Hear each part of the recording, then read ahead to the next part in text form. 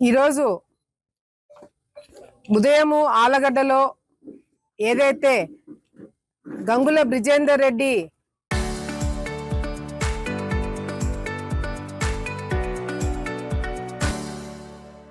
ఏదైతే నా మీద అవినీతి ఆరోపణలు చేశాడో దాన్ని నిరూపించడానికి అన్ని విధాలుగా సిద్ధమయ్యి సాయంత్రం అహోబిలంకి రమ్మని ఒక పిలుపునివ్వడం జరిగింది. మామూలుగా అయితే నేను పొద్దున చెప్పిన మాటలు, నేను మీ ఇంటికాడికి వస్తాను, నిన్ను ఎక్కించుకుని అహోబిలం వస్తానని చెప్పినాను. పాపం భయపడినట్టున్నాడు. అందరినీ గ్యాదర్ చేసుకునే వాళ్ళ కార్యకర్తలని, వాళ్ళ లీడర్ని ఏదో అయిపోతుందని చెప్పి కంగారులో అందరినీ ఆలగడ్డకి రమ్మన్నాడు.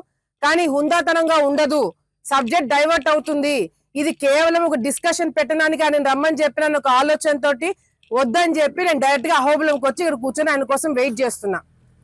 నిజంగా అంటే నా మీద అవినీతి ఆరోపణలు ఉండేదానికి నిరూపించడానికి నీ దగ్గర అన్ని విధాలుగా అన్ని నువ్వు సిద్ధంగా ఉండింటే నువ్వు రెండు బండ్లు తీసుకుని అహోబిలంకి వచ్చి కూర్చునేవాడివి. నేను ఎమ్మెల్యేగా నేను అడ్డుకోవాలనుకుంటే నేను అడ్డుకోండొచ్చు. నేను ఎమ్మెల్యేగా ఉండి నేను గ్యాదర్ చేసి ఒక పెద్ద సీన్ క్రియేట్ చేద్దాం అనుకుంటే నేను పెద్ద సీన్ క్రియేట్ చేసేదాన్ని. కానీ నేనే పోలీసులకి తెలియకుండా నేనే 2-3 బండ్లలో వచ్చిన. ఇక్కడ ఎవరిని మొబిలైజ్ చేయలేదు, పక్క గ్రామాల వాళ్ళు ఎవరిని పిలుచుకోలేదు. ఓన్లీ అహోబిలం వాళ్ళని మండల కన్వీనర్ తీసుకొచ్చి నేను అహోబిలం వచ్చి కూర్చున్నా. నువ్వు డిబేట్కి వస్తే నీ డిబేట్ లో నేను కూర్చొని నువ్వా నేనా తేల్చుకుందామని చెప్పి ఇక్కడికి వచ్చిన. కానీ నువ్వేం చేసినావు, తెలివిగా మొత్తము నీ వైసీపీ కార్యకర్తలు అందరినీ కూడా నువ్వు ఇంటికాడికి పిలిపించుకొని ఏదో జరిగిపోతుందని ఒక సీన్ క్రియేట్ చేసి నిన్ను పోలీసులు అడ్డుకునేలాగా నువ్వే చేసుకున్నావు. నిజంగా నువ్వు డిబేట్కి రావాలని అనుకో అంటే మధ్యాహ్నం నీ ఇంటికాడ ఎవరు లేరు, మధ్యాహ్నము మీ ఇంటికాడ పోలీసులు ఎవరు లేరు, గ్యాదరింగ్ లేదు. మేమే అహోబిలంకి వస్తున్నప్పుడు నర్సాపురం నుంచి నీ వైసీపీ కార్యకర్తలు పోతున్నప్పుడు నవ్వుకున్నాం, భయపడి నువ్వు అందరిని గ్యాదర్ చేసుకున్నావు అని. నిజంగా అంటే నువ్వు అవినీతిని అవి బయట పెట్టాలనుకో అంటే 2 బండ్లలో పోలీసులు కూడా చెప్పకుండా వచ్చి అహోబిలంలో కూర్చున్నవాడివి. నేను అడుగుతున్నా, పోలీస్ డిపార్ట్మెంట్ ఎందుకు అడ్డుకున్నారండి మీరు? పోలీస్ డిపార్ట్మెంట్ ఎందుకు అడ్డుకున్నారండి మీరు? వైసీపీ నాయకులు మా మీద తప్పుడు ఆరోపణలు చేస్తున్నారు, తప్పుడు అరాచకాలు చేస్తున్నామని చెప్పి మా మీద నిందలేస్తున్నారు. సీఎం చంద్రబాబు నాయుడు గారు రేపు వస్తున్నారంటే ఈ రోజు మా మీద అబాండాలు వేస్తున్నారు. మేము ఊరికే చూస్తూ కూర్చుంటామా? వాళ్ళని మీరు కదా కంట్రోల్ చేయాలా. మీరు వాళ్ళని కంట్రోల్ చేయకపోగా ఎవరైతే ఇళ్లలో కూర్చొని అమ్మయ్య పోలీసులు వచ్చారని చెప్పి ఇచ్చేస్తారో వాళ్ళని మీరు అడ్డుకుంటారు. ఎవరైతే బయటికి మేము వచ్చామో మమ్మల్ని మీరు అడ్డుకోకుండా మీరు ఫ్రీగా వదిలేస్తున్నారు. ఏంటిది నాకు అర్థం కావట్లేదు. ఇప్పుడు మీరు వెళ్ళి వాళ్ళని అడ్డుకున్నారు, వాళ్ళు పెద్ద హీరోలు అయిపోతారా? ఇప్పుడు మేము వద్దాం అనుకున్నాము కానీ పోలీసులు మమ్మల్ని అడ్డుకున్నారు, ఓయమ్మ ఇది అరాచకాలు, ఈ ప్రభుత్వం ఇస్తే అని వాళ్ళు మా మీద బురద జల్లినాక పోలీసులు వెళ్ళి ఇప్పుడు ఆపినారు. పొద్దున్న నుంచి వాళ్ళు నిన్నటి నుంచి వైఎస్ఆర్సీపీ నాయకులు అడ్డదిడ్డంగా మాట్లాడుతుంటే ఎందుకు ఎవరు డిపార్ట్మెంట్ వాళ్ళు ఎవరు మాట్లాడలేదు? సీఎం గారు వస్తున్నారని మీకు తెలీదా? నేను ఎస్పీ గారికి ముందునే చెప్పిన గత కొన్ని నెలల నుంచి మొత్తుకుంటున్నా. నేను ఈ పార్థసారథి వల్ల లా అండ్ ఆర్డర్ ఇష్యూ వస్తుంది, మేము రోడ్డు మీదకి వచ్చి కొట్లాడుకునేలాగా చేస్తారు, మీరు అడ్డుకోండి అని మొదటి నుంచి చెప్తున్నా. ఎవరైనా విన్నారన్నమాట? ఇప్పుడు మేము గంగులలో రోడ్డు మీద కొట్లాడుకునేలాగా చేస్తున్నారు. ఎవరు ఆపుతారు దీన్ని? డిపార్ట్మెంట్ ఆపుతుందా? నేను చెప్పలేదు ఎస్పీ గారికి ఆ పార్థసారథి పెద్ద ఫ్రాడ్, ఆ కొత్తగా వచ్చిన సీఈఓ పెద్ద ఫ్రాడ్, అతను అడ్డుకోండి అని నేను మొదటి నుంచి డిపార్ట్మెంట్ ని మొత్తుకుంటున్నాను. ప్రెస్ మీట్లు పెట్టినాను. ఎవరైనా ఇన్వాల్వ్ అయినాడా? ఎస్పీ దగ్గర పంచాయతీ జరిగింది. ఏం చేస్తాడు ఎస్పీ గారు ఏం చేస్తున్నారు? వాడు నా అనకూడదు సీఈఓ, ఆ వ్యక్తి దేవుడికి సంబంధించిన సిల్వరు, బంగారము, తలనీలాలు కొట్టేయడానికి ప్లాన్ చేస్తున్నాడు.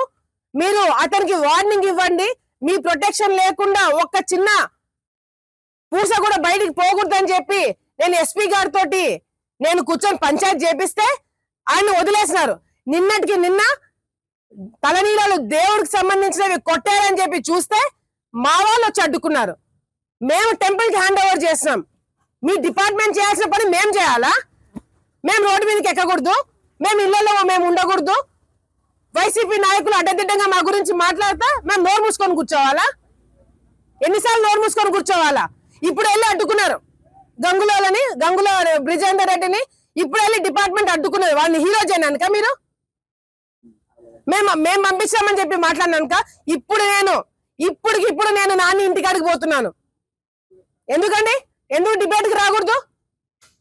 వాళ్ళు సవాల్ వదులుతారు, మా మీద నిందలేస్తారు, మేము సవాల్ వదులుతున్నాం, నిరూపించమని చెప్పండి. నేను నోరు పూసుకుంటానని చెప్తున్నా కదా. నేను గత కొన్ని నెలల నుంచి మొత్తుకుంటున్నా, లా అండ్ ఆర్డర్ అహోబిలంలో రాబోతుంది, సిఇఓని కంట్రోల్ చేయండి, వైసీపీ నాయకులను కంట్రోల్ చేయండి, అంత ప్రశాంతంగా ఉంది ఆళ్ళగడ్డ, ఎవడొక్కడు ఇన్వాల్వ్ కాండి అని మొత్తుకుంటున్నా మొదటి నుంచి. ఎవరన్నా విన్నాడన్న మాట? నేను డిపార్ట్మెంట్ కి మొదటి నుంచి చెప్తున్నా, ఎవరు విన్నాడు? ఆ సిఇఓ మాట విని ఈ రోజు మీరు ఈ స్థాయికి మమ్మల్ని రోడ్డు మీద కొట్లాడగల తీసుకొచ్చుకున్నారు.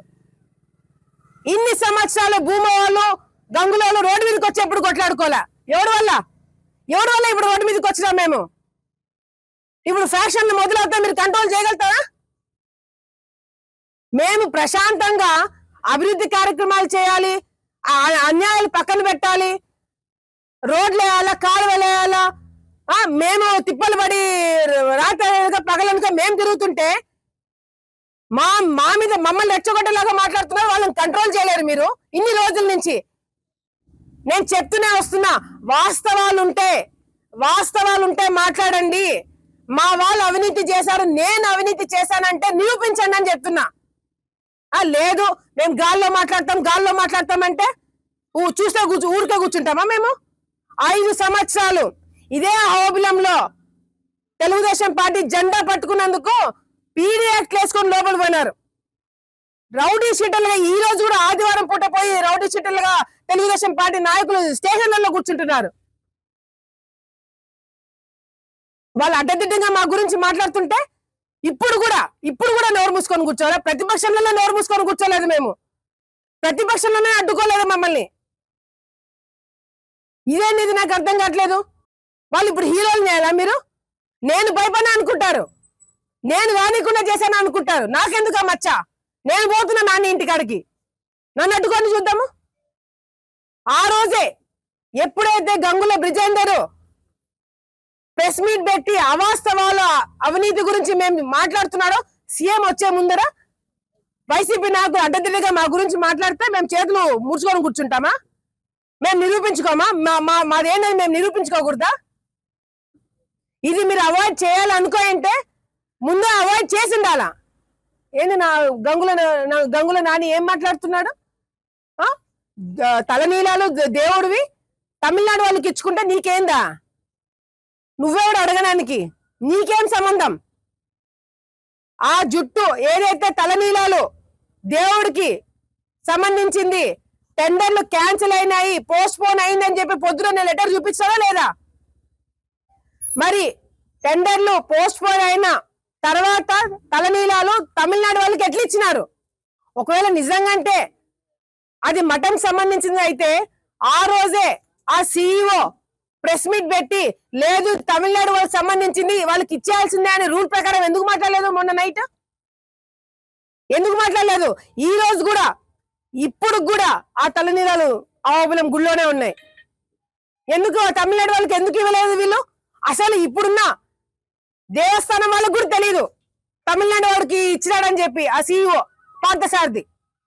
అటువంటి వాడిని నువ్వు ఎంకరేజ్ చేస్తున్నావు, నీకేం సంబంధం? ఇప్పుడు నేను అడుగుతున్నా, అహోబిలం నరసింహ స్వామికి సంబంధించిన తలనీలాలు కొట్టేసిన వాళ్ళని నువ్వు వెనకేసుకొస్తున్నావు అంటే నీకేంటి దాంట్లో పాత్ర? నీ కమిషన్ ఎంత? నువ్వెంత తీసుకున్నావు? నువ్వు ప్రతిపక్షంలో ఉన్నావు, నువ్వు ప్రెస్ మీట్ పెట్టి నీ కార్యకర్తల మీదే ఆ సిఇఓ పార్థసారథి నీ కార్యకర్తల మీద నా కార్యకర్తల మీద కోర్టుకు పోయి గుళ్ళోకి కూడా రాకూడదని చెప్పి కోర్టుకు పోయినాడు. దాని గురించి నువ్వు మాట్లాడట్లేదు ఎందుకు?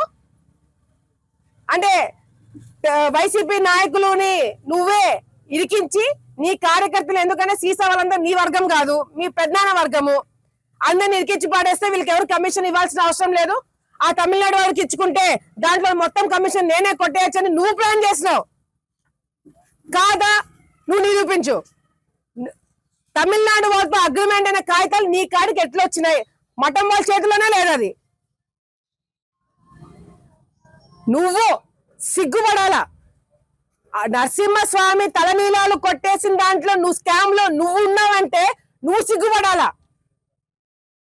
నువ్వు గ్యాదర్ చేసుకుంటావా? నేను డిబేట్ కి రమ్మంటే నువ్వు అందరిని గ్యాదర్ చేసుకొని నువ్వు పెద్ద హడావిడి చేసి ఒక సీన్ క్రియేట్ చేసి నువ్వు సృష్టిస్తున్నావు. నిజంగా అంటే నువ్వు డిబేట్ కి రావాలని అనుకోయింటే 2 బండ్లలో వచ్చేవాడు, నువ్వు ఎందుకు రాలేదు? ఈ రోజు ఇది ఇక్కడితో ఆగదు. ఎవడైనా వాస్తవాలు లేకుండా మీరు నిరూపించలేని పరిస్థితుల్లో మీరు అడ్డదిడ్డంగా నోరుందని పారేసుకుంటే మాత్రము మేము చూస్తూ కూర్చోము. గత 5 సంవత్సరాల నుంచి చూస్తూ కూర్చున్నాము. ఈ రోజు అధికారంలోకి వచ్చిన తర్వాత కూడా మేము ఏ తప్పు చేయకుండా మేము నిందలు పడాలంటే పడాము.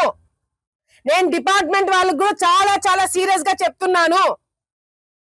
మీరు లా అండ్ ఆర్డర్ కంట్రోల్ చేయాలి అనుకున్నప్పుడు 2 పార్టీలను కూర్చోబెట్టి మాట్లాడండి. మేము తప్పు ఏం చేశారు తప్ప? వాళ్ళు ఆ ప్రతిపక్షంలో ఉన్నారు కదా, ఏం మాట్లాడినా ఒప్పుతుంది అది. ఇప్పుడు నేను అహోబిలంకి వచ్చినా, నువ్వు ఎందుకు రాలేదు? 2 గంటలు పట్టింది నీకు మొత్తం మొబిలైజ్ చేసుకోవడానికి. ఈ 2 గంటల్లో 2 బండ్లు వేసుకుని వచ్చిండొచ్చు. ఇప్పుడు నేను మీ ఇంటికే వస్తున్నా, ఎందుకంటే పోలీసులు నిన్ను అడ్డుకున్నారు. నువ్వు పెద్ద నేను పెద్ద హీరోని, నా పక్కన కూర్చున్న గాడిద వాడొక హీరో అని చెప్పి మీరు హీరోలు అవుతారు చూడు, అది నేను కానియను. నేనే మీ ఇంటికాడికి వస్తా. జగన్మోహన్ రెడ్డి గారు వీళ్ళంతా పెద్ద నాయకుల్లాగా ఫీల్ అయిపోతారేమో, నేను నిరూపిస్తా మీరేందో. నేను అసలు పోలీస్ డిపార్ట్మెంట్ అడుగుతున్నా, మీకు ఏం హక్కు ఉందని వాళ్ళు అడ్డుకుంటున్నారండి? 2 రోజుల నుంచి ఇది జరుగుతుంది. 2 రోజుల నుంచి ఒక్కరు కూడా ఫోన్ చేసి వాళ్ళతో మాట్లాడలేదు. మీరు రెచ్చగొట్టే వ్యాఖ్యలు చేయొద్దని చెప్పి ఒక్కరు కూడా వాళ్ళతో మాట్లాడలేదు. ఈ రేపు సీఎం గారు వస్తున్నారు. ఈ రోజు మేము రోడ్ల మీదకి వచ్చి కొట్లాడుకునే పరిస్థితి రావడానికి కారణం ఎవరు? ఆ CEO పార్థసారథి. అతన్ని మీరు కంట్రోల్ చేయమని మొదటి నుంచి ఎస్పీకి నేను చెప్తూనే ఉన్నా, చేయలేకపోయినారు. ఇప్పుడు మేము రోడ్ల మీదకి వచ్చి కొట్లాడే పరిస్థితి తీసుకొచ్చున్నారు. ఈరోజు వాళ్ళ మేము బంకుల విజయనారెడ్డి క్షమాపణ చెప్పాలా, లేకపోతే నేను చేసిన అవినీతి నిరూపించనే తీరాలా. ఈ 2 జరగకుండా ఈ రోజు ఎవరు ఇళ్ళ కాడికి పోయేది లేదని చెప్పి తెలియజేసుకుంటున్నాను.